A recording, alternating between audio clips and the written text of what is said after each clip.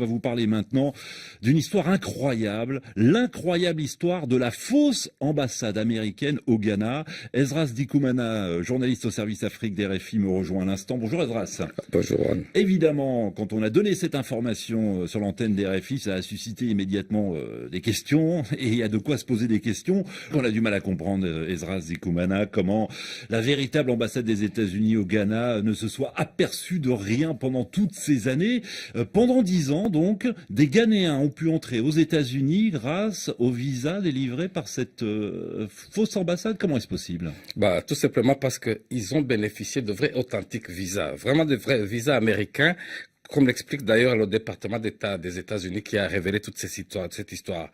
En fait, il ne s'agit pas que de Ghanéens seulement. Il faut savoir qu'ils avaient des clients en provenance de la Côte d'Ivoire, du Togo, des clients qui ont bénéficié de ces services pendant donc toutes ces années-là. Et preuve que les concepteurs de cette escroquerie étaient vraiment bien organisés. Ils avaient mis ensemble un système d'accueil avec chambre d'hôtel et voiture à disposition de ces clients qui provenaient des pays voisins. Autre précision, cette fausse ambassade américaine ne faisait pas que dans les passeports uniquement. Ils ont délivré également des documents dont on peut avoir besoin pour vivre aux États-Unis, permis de conduire, des diplômes d'université américaine, tout ce qu'il y a d'authentique, et tout ça bien sûr contre de l'argent, $6 000 américains, c'est-à-dire 5 600 € la pièce. Alors la question que tout le monde se pose, c'est sait-on exactement combien de personnes ont pu entrer aux États-Unis grâce à ces visas délivrés par la fausse ambassade américaine? Jusqu'ici, personne ne le sait parce que tout simplement, le département d'État qui a révélé toute cette histoire n'a pas donné de chiffres. Mais vous pouvez vous faire une petite idée de ces chiffres si je vous dis que cette fausse ambassade a ouvert ses portes 3 fois par semaine, c'est-à-dire le lundi, le mercredi et le vendredi, 3 fois par semaine pendant plus de 10 ans avec son personnel composé de Turcs et de Ghanéens qui appartiennent au milieu du crime.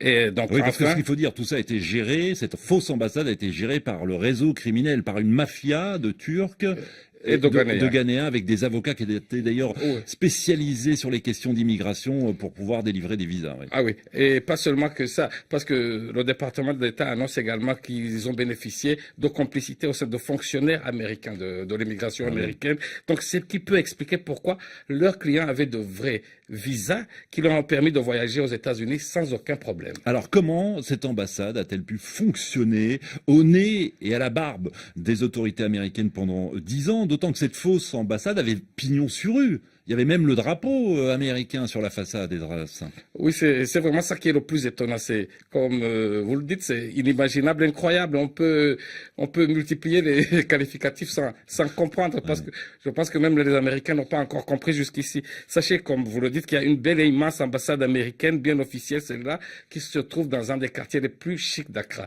Et il y avait à côté cette autre ambassade dans un quartier populaire, une maison à un étage, une maison rose, un peu délabrée, et il y avait aussi un drapeau américain bien planté, bien visible, qui flottait dans l'air, dans les bureaux, la photo du président Obama.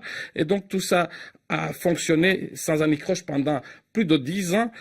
Donc cette fausse ambassade a fonctionné. Et comme le disent certains, peut-être que c'est la meilleure manière de cacher un objet, c'est de le mettre bien en vue, ce qui peut expliquer pourquoi c'est passé inaperçu. Donc les questions ne peuvent pas donc manquer. Alors, qui était au courant, par exemple? De quelle complicité ont bénéficié ce groupe au Ghana de la part de la police ou des autorités ghanéennes? Quel était le niveau de leur complicité américaine? Parce que pour avoir autant de visas pendant autant d'années pour passer inaperçu, c'est difficile à dire. Donc on peut multiplier les questions, mais cela reste une histoire à peine croyable, surtout si on se rappelle qu'on parle ici des États-Unis, c'est la première puissance du monde, qui ont officiellement les meilleurs services de renseignement, qui ont des services d'écoute sophistiqués. Et sachez que c'est le comble de l'ironie. Sachez que malgré toute cette technologie, c'est sur simple dénonciation par un homme, bien en chair comme moi et vous, que cette arnaque a été découverte. Oui, et puis au cours de l'enquête, les autorités ghanéennes ont également découvert l'existence d'une fausse ambassade. Exactement. Des Pays-Bas. Des Pays-Bas, exactement. Alors, et ce n'est pas seulement ça, ils ont découvert des passeports et des visas de 10 pays, notamment l'Inde, l'Afrique du Sud, etc. C'est incroyable.